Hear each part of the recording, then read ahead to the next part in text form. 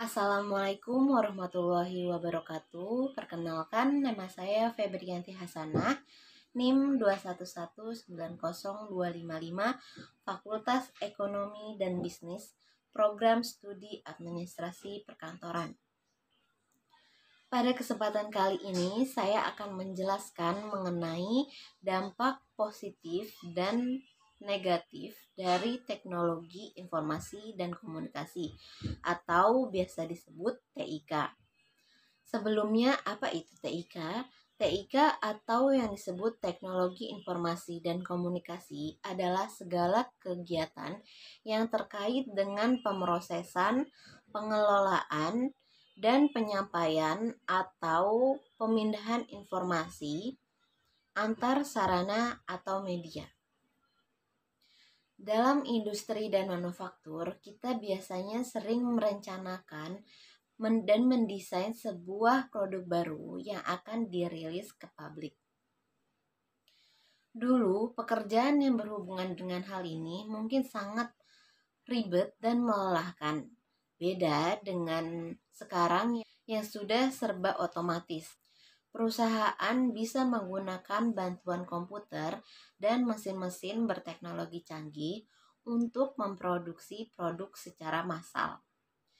Selain itu, TIK juga memungkinkan perusahaan untuk melakukan pengambilan, pengumpulan, penyimpanan, pengolahan, penyajian, dan penyebaran informasi. Beberapa tugas dari teknologi bisa sangat membantu dalam bidang industri dan manufaktur, seperti manajemen data, rekayasa hardware komputer, bahasa program, database, software, beserta administrasi sistem secara menyeluruh. Berikut ini ada beberapa dampak positif dari TIK pada bidang industri dan manufaktur. 1. TIK memberi sarana untuk mempermudah proses pembuatan produk. Dengan mekanisme yang sudah ada, sebuah perusahaan bisa menyelesaikan pekerjaan dengan cepat, mudah, dan efisien. Hasilnya juga biasanya jauh lebih memuaskan ketimbangkan harus membuatnya secara manual. 2. Penggunaan mesin dan komputer juga akan mengurangi resiko kecelakaan yang akan membahayakan nyawa manusia. Ketiga, dapat menunjang kualitas produk dan dapat menunjang perekonomian dalam negara. 4. Menambah penghasilan penduduk yang akan meningkatkan kemakmuran. 5. Menghasilkan aneka barang yang akan diperlukan masyarakat. 6.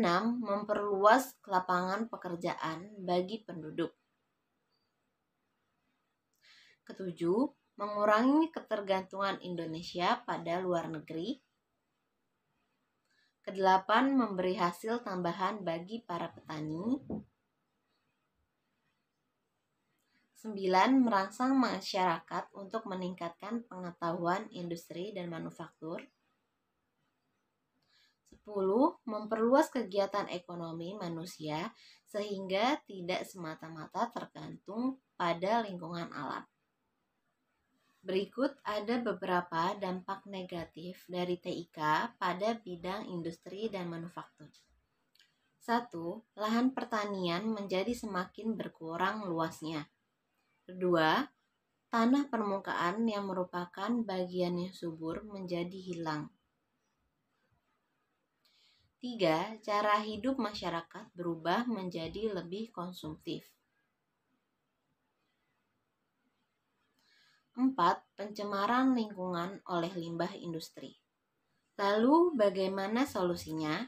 Solusi untuk meminimalisasi dampak negatif tersebut yaitu dengan menyeimbangkan antara penggunaan manual dengan penggunaan komputer. Cobalah untuk tidak hanya mengendalikan komputer untuk membuat sesuatu desain, karena perlu disadari bahwa tidak selamanya kita dapat mengandalkan teknologi. Teknologi hanyalah seperangkat alat yang bisa saja tiba-tiba terjadi kerusakan ataupun error yang dimana pada saat itu kita tidak dapat lagi mengandalkannya. Sehingga kita juga harus dapat menyeimbangkan antara penggunaan secara manual dengan penggunaan teknologi. Saya akan memberikan contoh studi kasus mengenai dampaknya TIK pada bidang industri dan manufaktur. Suatu perusahaan yang memproduksi motor untuk membuat satu sketsa atau desain motor, mereka tentu membutuhkan waktu yang cukup lama. Kalau hal ini dikerjakan secara manual, maka pekerjaan terasa lebih berat dan proses pengerjaannya pun menjadi lebih lama. Lalu, bagaimana solusinya? Dengan adanya bantuan aplikasi CAD seperti AutoCAD, Blender, atau Google SketchUp, semua pekerjaan tersebut bisa diselesaikan dengan durasi pengerjaan yang singkat. Kalau produk desainer tersebut sudah mahir menggunakan aplikasi tersebut, hasilnya pasti akan sangat memuaskan dibanding mendesain secara manual. Selain itu, mereka juga bisa membuat desain dengan bentuk 3D sehingga memungkinkan seorang melihatnya dari berbagai sisi. Ada juga yang menggunakan teknologi untuk uji coba kelayakan sebuah kendaraan menggunakan simulasi komputer. Sekian presentasi dari saya. Terima kasih atas perhatiannya.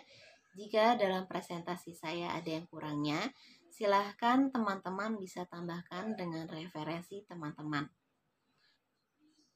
Tapi jika kalian merasakan manfaatnya dan lebihnya, silahkan untuk bisa di-share kepada teman-teman yang membutuhkan.